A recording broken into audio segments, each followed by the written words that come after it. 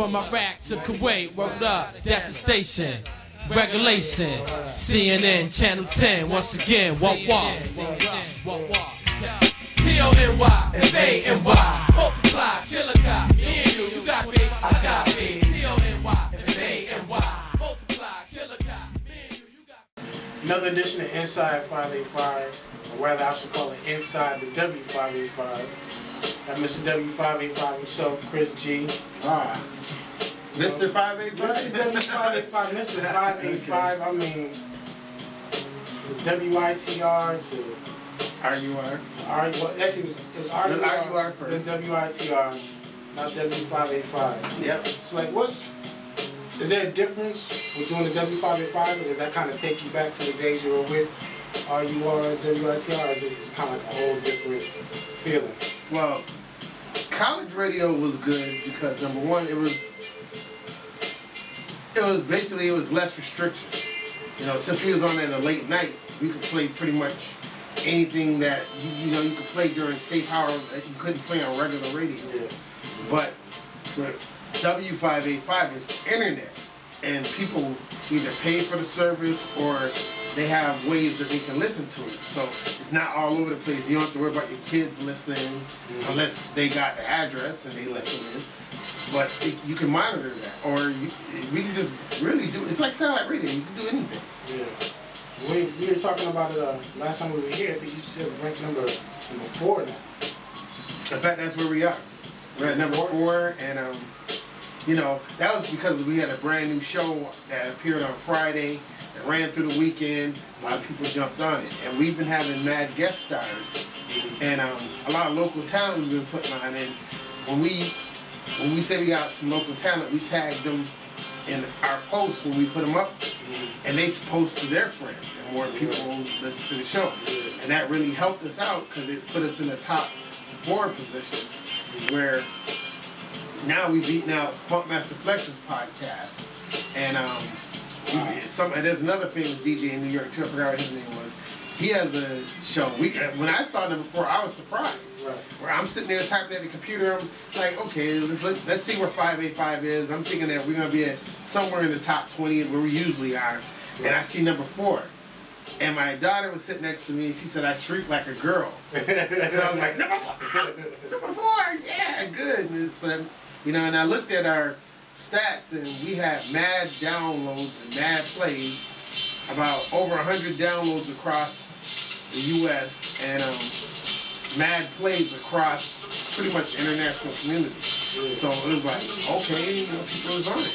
That's good. Internet radio also kind of gives you that cross-country exposure too. Yeah, it's more than just Rochester. It'll be more. It's interesting to see that right now at 585. That it's not just Rochester. It's other people from other countries or other states that's tuning in, because right now there's a hole in radio. Right now, as far as I'm concerned, there's a hole in radio. You hear hip hop. Everybody says hip hop and R&B and all that. That's basically what you're getting is R&B and their version of hip hop. And there's mad artists that's unrepresented that are begging for airplay. Yeah. And they're making good ass music, and nobody's playing their stuff. Yeah. If it don't have a certain kind of hook or dance or something like that, you really can't get any far in hip hop. Here's a select question I'll throw at you, B. How is it that the #1 female in hip hop is the only female you hear in hip hop? You know what I'm talking about, Nicki Minaj. But and I know there's 16, 17, hell, there's even 25 something different new females in hip hop right now. In fact, there's females that's been doing it longer than Nicki Minaj, but yet they get no play. So you gotta sit there and scratch your head. Okay, if there's only one female in hip hop being represented right now, how many dudes out there that you don't hear besides Drake, Lil Wayne, Lil Diss to Kanye? This is just real talk. Basically, Young Money, Maybach music. Maybach music and all that. What about all the other people that's out there? There's mad artists out there that's doing their thing. There's hundreds of people coming to these shows. People be like, oh, them dudes ain't making no money. You got Sky Zoo. He goes anywhere, pretty much anywhere in New York, packed house. You take Black Poet, rough dude from Queensbridge, You may or may not have heard of him, but this dude will pack them all in New York City. He'll go to Virginia, pack him in. Ninth Wonder, Little Brother, Rhapsody, King Mez, all them other people. And another person I was thinking of, now he's not really new, but I feel like because he didn't submit to what the media expected of him is Saigo. Saigo, I feel like because now a lot of people, they look at him like, okay, they think because he doesn't use his prison time or his prison record as a gimmick to get himself on, he raps about, I mean, listen to a lot of music, he spits like real hip hop. He really has no credibility. And even with producers such as Just Blaze backing him, he has yet to really drop an album and even get the credibility I think he deserves. Well, he dropped The Greatest Story Ever Told. Finally. Or Never Told. Greatest Story Never Told after. And he got critical acclaim for it, but it's like, you know, and to me, he made some records that should have been on the radio, but largely ignored. Yeah. But that's where W585 comes in. We're going to play, I'm not going to, you know, my hook for Straight from the Underground always been my hook. I'm not going to run stuff into the ground that you're already hearing. Yeah. I'm going to try to turn you on to some new stuff. And that's what we always did.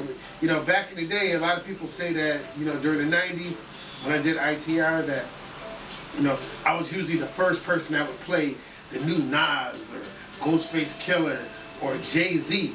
But as soon as those records started getting played on other stations, those records disappeared.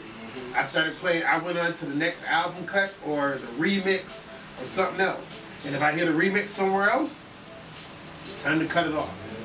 It's truly like WITR was like the one station, because I was a big Boot Camp Click fan. And that was the one station where I could always I always knew I was going to get, you know, get some new joints or some joints, you know, my favorite joints from Boot Camp, whether it be the Helter Skelter, OGC, Smith. I mean, it was like, because DKX wasn't playing that stuff. And that's no diss to DKX, but it is what it is. They wasn't playing that kind of stuff. You know what I'm saying? So I mean, just being in the game for so many years, you know, kind of being in control of underground hip hop in Rochester. What do you consider like just good hip hop? Basically, to me, I'm real simple because I've been with hip hop since the beginning. My hook is, for a rhymer, basically you gotta have a good beat, and basically you gotta make me laugh. If you got lyrics that make me rewind it and be like, yo, did you hear what he said? Yeah. Or something that would just make me like, that was hot. That was hot. Something clever. You know, not something too clever. Complex. Not complex, but clever. Okay. Or you spit something like Kool G Rap. You spit something. You may spit drug rhymes, but you spit it in a different way, where no one else ever would have figured out to say something like that. You know. Or you're just mad descriptive and you got good beats. Or you, as Primo would say, DJ Premier would say, is that you're obeying the 4 levels of hip hop, where you got your beat, a simple beat, scratching, and you got good rhyme. You may not have to be the most lyrical dude out there, but as long as you obey those rules and you come through with a good ass beat and hot, and maybe some hot scratching or something like that, that to me is hip hop. Kind of like just basically the basic 2 turntables and the mic. DJ, yeah, basically. And MC. You know, give me something that I can listen to that I can be like, okay, yeah, you guys are doing your thing. You know, that's my hook. And one thing also is that I wanted to start playing a lot of local talent because I got into the whole radio game because my brother and them had a group and I was producing them. And I wanted somebody to hear them, so I figured if I got on the radio, maybe I could start playing their stuff and maybe they get known. But ended up backfiring on me because I was like, okay, there was more people than just my brother's group. There's mad lot of local Rochester MCs. Okay, they sound good. They sound better than y'all. Maybe we should put them on. You know. And next thing you know, a lot of local talent just started showing up. So, you know, there's a lot of local talent that don't get represented. I mean, there's people from here that I feel should be out there. One of them is a good example right now that's a little success story is Hassan Mackey. He's been doing it for a while. Amelia Rojas is out there doing his thing right now. You know, we all know DJ Green Lantern did his thing. You know, there's Grand Imperial, that's a DJ here in Rochester. There's Midnight Beats, who's been doing his beats for a second. J. Quest Martin. You know, there's mad people here in Rochester that have talent. I would like to see them bust out and do their thing, but you know, unfortunately, we don't get support from the local radio stations like we should. And it's not just the hip hop groups; it's some of the rock groups. Well, I mean, what's your take on that, Tony? It seems like that's always been an issue. Like that's not something that just started over the last 5, 10 years. I mean, it's as long as I've been able to listen to the radio. I mean, you had your little spurts where you had certain songs that made DKX, but once an artist, huh? You named them, but once an artist, you know, once he came out with another single, it's like DK's like, no, you know. Well, you know, it's like okay. Here's the line that I always hear. Well, this is a business. We're in it to make money. You know, and if the local artists aren't making money, we're not making any money. We have to play what the people want, and whatever they, you know, whatever they're playing, if it's not popular, we're not really hitting with it. You know, it kind of makes you wonder what people are they talking about? Because I mean, if you take a walk through these streets, the people are gonna, everybody's gonna be saying, yo, why aren't you playing more Sean Mackey or, you know, Emilio Rojas or, you know, even or like, I mean, from Lil E to, I mean, even, you know, I mean, he had the public apology that made really, I mean, even though he got a lot of flack behind that, but I understood where he was coming from that.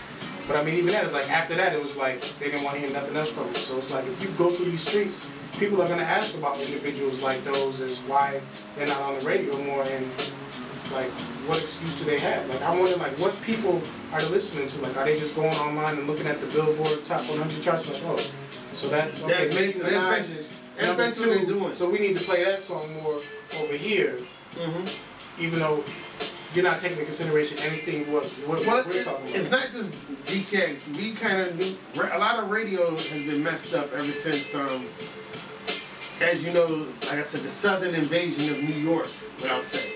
When New York used to be the premier radio station, Hot 97 or BLS and all that, they used to be innovators. Yeah. But when they got rid of Hot 97 got rid of all their morning staff and had Big Boy from California programming their radio station. It was like pretty much the end of New York innovation and hip hop.